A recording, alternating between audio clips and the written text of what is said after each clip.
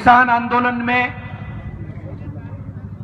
अपने प्राणों की आहुति देने वाले तमाम किसानों को श्रद्धांजलि देना चाहता हूं। खेती को, किसानी को बचाने की इस लड़ाई की इतनी तेजी के बावजूद कई किसान परिवार के नौजवान आज भी घरों के अंदर बैठे हैं, जो एक बेहद बड़ी पीड़ा का विषय। उन तमाम किसान परिवार से आने वाले नौजवानों से एक बात मैं आप सब लोगों के माध्यम से पूछना चाहता हूं। 40 से ज्यादा किसानों ने किसानी को बचाने की इस लड़ाई के अंदर अपने प्राणों की आहुति दे दी। तो उन नौजवानों से मैं पूछना चाहता हूं कि उन किसानों की जान कोई जमीन के विवाद में या कोई घरेलू विवाद में गई? उन तमाम लोगों की जान इस आंदोलन, अगर उन किसान साथियों की जान गई है तो जान गई है इस आंदोलन की लड़ाई में, और उनकी जान गई है तो हर किसान भाई के लिए हम सब लोगों की जिम्मेवारी बनती है कि हम आक्रोश के साथ घरों से निकले। कल एक भाई ने बात कर रही थी, खेती को बचाने की इस लड़ाई के बावजूद सरकार देश में एक झूठा नारा दे रही है कि बेटी को कोख में मारोगे तो बहू कहां से लाओगे। मैं तो कहता हूं आपका नारा सही है कि बेटी को कोख में मारोगे तो बहू कहां से लाओगे, लेकिन किसानों को मारोगे तो रोटी कहां से लाओगे, यह बहुत बड़ी चिंता का विषय है।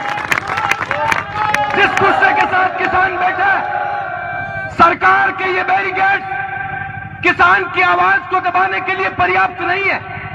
जो आक्रोश, जो गुस्सा दिन प्रतिदिन किसानों के मन के अंदर बढ़ता जा रहा है, अगर उन नौजवान साथियों के मन के अंदर थोड़ा सा भी दर्द है, जो किसान रात दिन इस सर्दी के मौसम के अंदर भी एक फटे कुर्ते, फटी धोती के अंदर भी अपने बेटे को पढ़ाने के लिए रात दिन ईमानदारी से मेहनत करता है, अगर वो नौजवान साथी उस किसान की पीड़ा को करीबी से समझते हैं, तो हम सब लोगों की जिम्मेवारी है कि अपनी पढ़ाई छोड़कर सड़कों की ओर कूच करें। इस देश की सरकार को चेताने का काम करें कि जो किसान को हल्के में लेने का काम करेगा, जो बैरिकेड्स के माध्यम से, लाठियों के माध्यम से किसान की आवाज को दबाने का काम करेगा। देश के अंदर एक नारा लगता है, जय जवान और जय किसान। एक तरफ तो किसान है, दूसरी तरफ जवान कौन है? किसान परिवार के बेटे। आज जवान और किसान को सामने करने का, खड़ा करने का काम इस देश की सरकार ने किया है। किसान की आवाज को दबाने के लिए सरकार की लाठियां, सरकार के ये बैरिकेड पर्याप्त नहीं है। मैं इस तिरंगे को जब गौर से देख रहा था, आप तमाम लोगों से मैं निवेदन करना चाहता हूं, आप ध्यान से देखिए इस तिरंगे को। इसमें ऊपर ही ऊपर केसरिया रंग है, जो पर्याय है हमारे पूर्वजों के द्वारा दिए गए उस बलिदान का, जिन्होंने इस देश को गुलामी की बेड़ियों से मुक्त करवाया।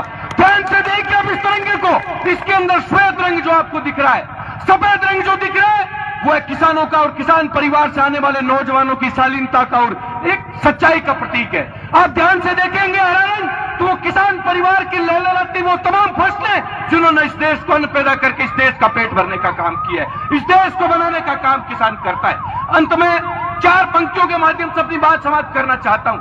अगर सरकार सोचती है कि इस बैरिकेड्स के माध्यम से वो किसान की आवाज को दिल्ली तक जाने से रोक देंगे, तो जिस तरह आग के ढेरों को कोई खा नहीं सकता, पृथ्वी को ऊंचा कोई उठा नहीं सकता, पर्वत हिमालय को जैसे कोई हिला नहीं सकता, सागर को जैसे कोई सुखा नहीं सकता, उसी तरीके से बैरिकेड से किसान की आवाज को कोई दबा नहीं सकता, कोई मिटा नहीं सकता।